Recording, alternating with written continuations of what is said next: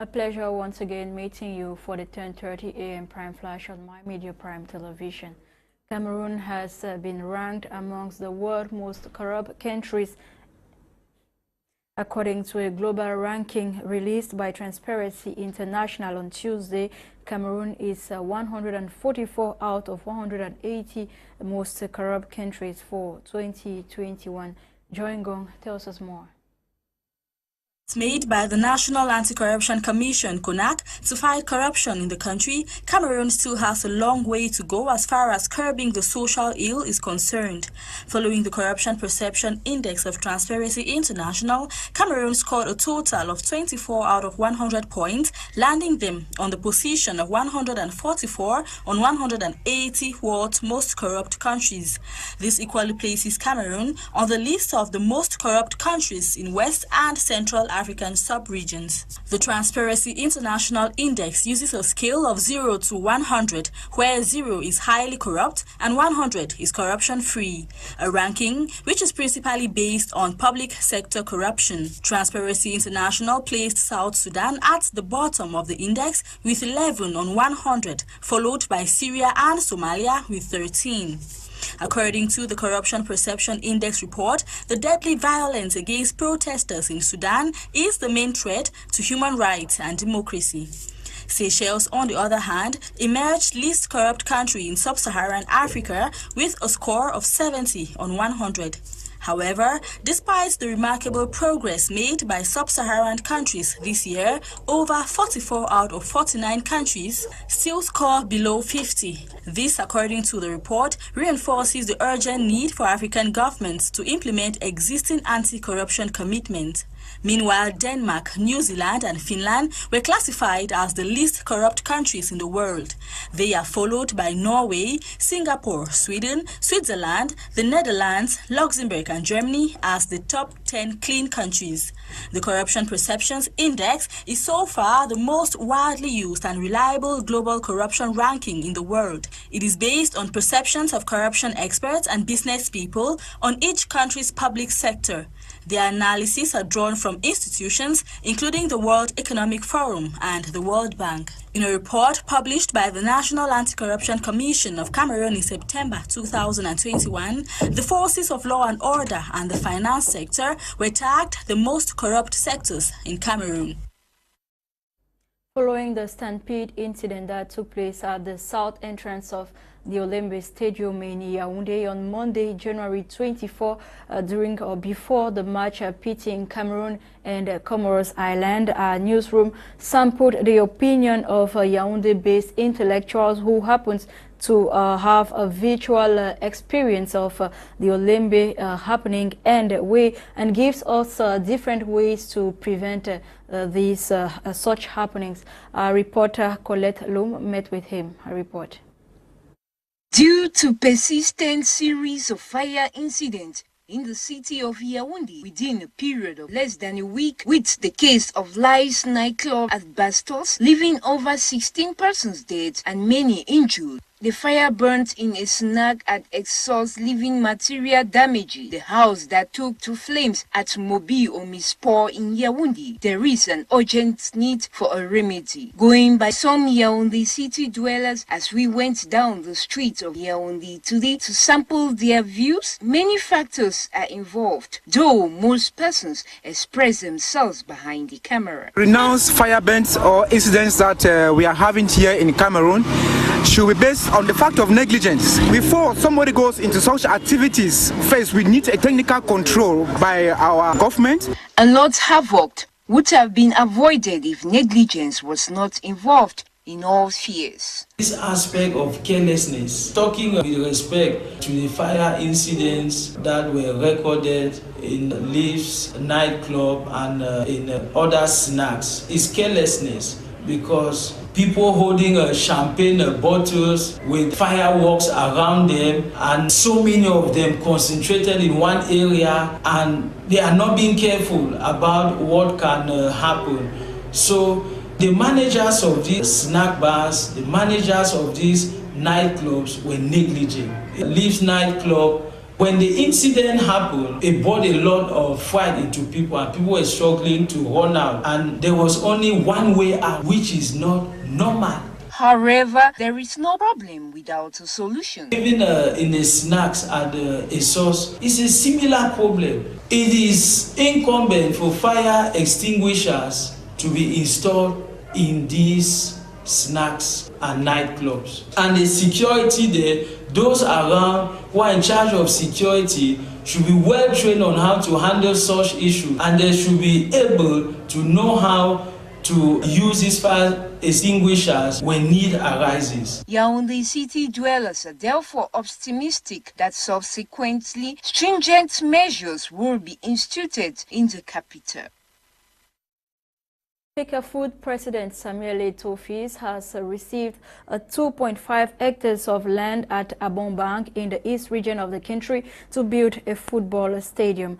The handing of the land title by the city mayor Sharma Oyal took place on Wednesday, January 26, 2022. This is in line with Eto'o's project to give back all its greatness to the Cameroonian football. His promise, according to many Cameroonians, is thus taking shape. The Minister of Tourism and Leisure has launched the first edition of the Festival of Flavour in Cameroon and the world. The ceremony, which took place recently in Yaoundé, witnessed the presence of some government officials. Our correspondent Colette Lum was present. Her report.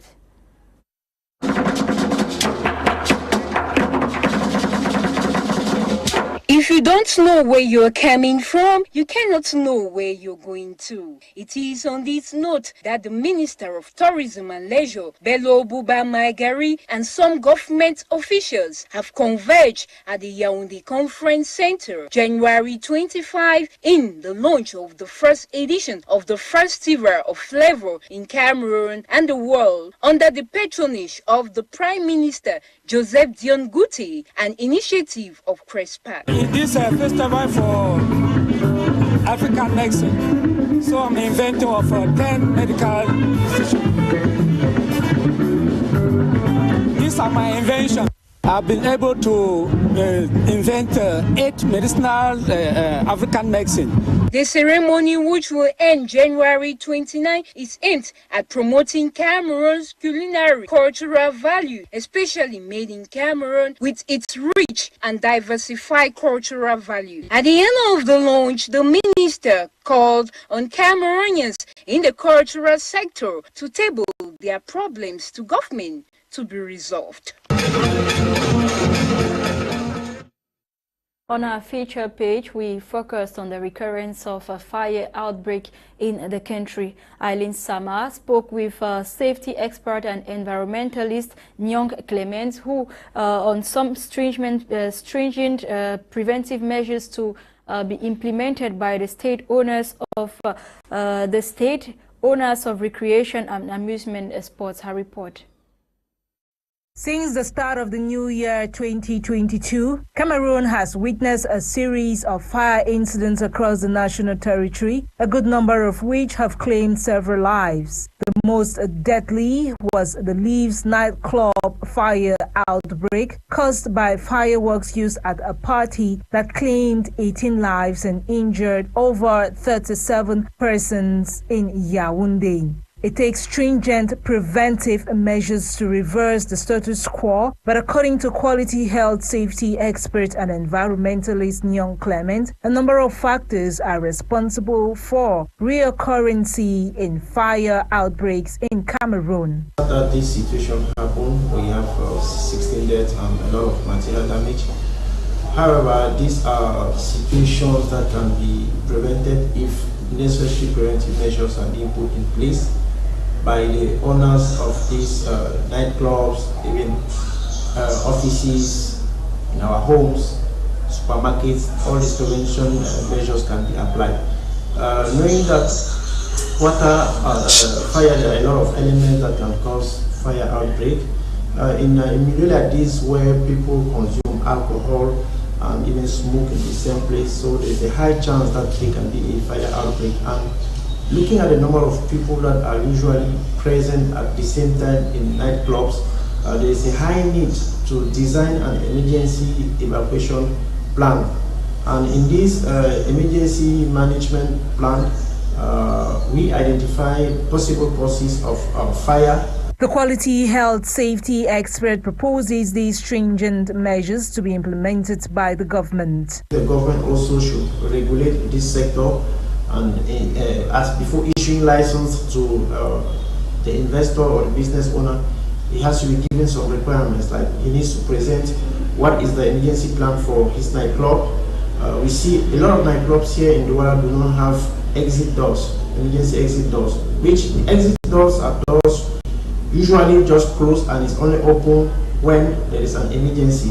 So most of these nightclubs and even some hotels and some offices, some schools do not have emergency evacuation route, which means that if there is an incident, the number of people that are in a building will just have to use the same way they come in to go out, and that is very challenging and it makes rescuing very difficult. That's why you see people. He added that owners of companies, nightclubs, schools, snack bars and other structures must do the right thing if fire incidents must reduce and lives saved. Owners of nightclubs and businesses, in fact, they need to also train their personnel, the security guards who work in nightclubs, to ensure people are secure from thieves, fighting, should also be trained on how to fight fire, on how to manage emergency situations such as this, and also to have a system in place where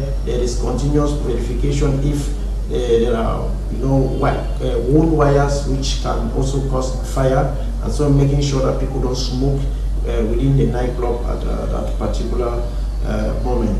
So they need to design a place or set a policy that people don't need to smoke in nightclubs, and even this shisha that people smoke, they are also things that can cause fire. And then with the absence of fire extinguishers, it is very easy for a small fire to grow larger if not extinguished before that happens. Note here that for the past 2 years, an average of 4 deadly or destructive fire incidents are recorded on a monthly basis in big cities across the national territory, and the worst hit by the fires are markets, snack bars and homes. We turn to our AFCON updates as Egypt progresses to the quarterfinals of the football competition to face Morocco on Sunday after beating Côte d'Ivoire on sport kicks 5-4. Mohamed Salah gave the winning penalty after Eric Bailly's miss yesterday at the Japoma Stadium. And still yesterday at the Limbe Stadium, Equatorial Guinea won Mali 6-5 on penalty. Following respective wins over Côte d'Ivoire and Malawi, the round of 8 begins on Saturday with Cameroon versus Gambia and Burkina Faso versus Tunisia. And out of the country, at least 4 people have died and dozens are missing after strong winds and heavy downpours in Malawi and Mozambique as tropical storm Anna made landfall recently. According to Mali officials, 16,000 people in the south of the country have been affected by the incident. Felix Washon of the Malawi Red Cross Society said people were sheltering in schools turned evacuation centers as the organization rushed to provide survivors with basic necessities, including shelter, food, water, buckets. The heavy flooding has forced the main hydropower supplier to shut down, and much of the country is still without electricity.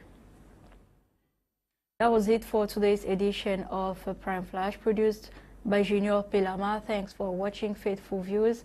You have more news stories on 3:30 p.m. Prime Info with Gladys Bomotongina and 6:30 p.m. Prime News with Fon Quinta. Coming up next is In the House with Eileen Sama and her ladies. Have a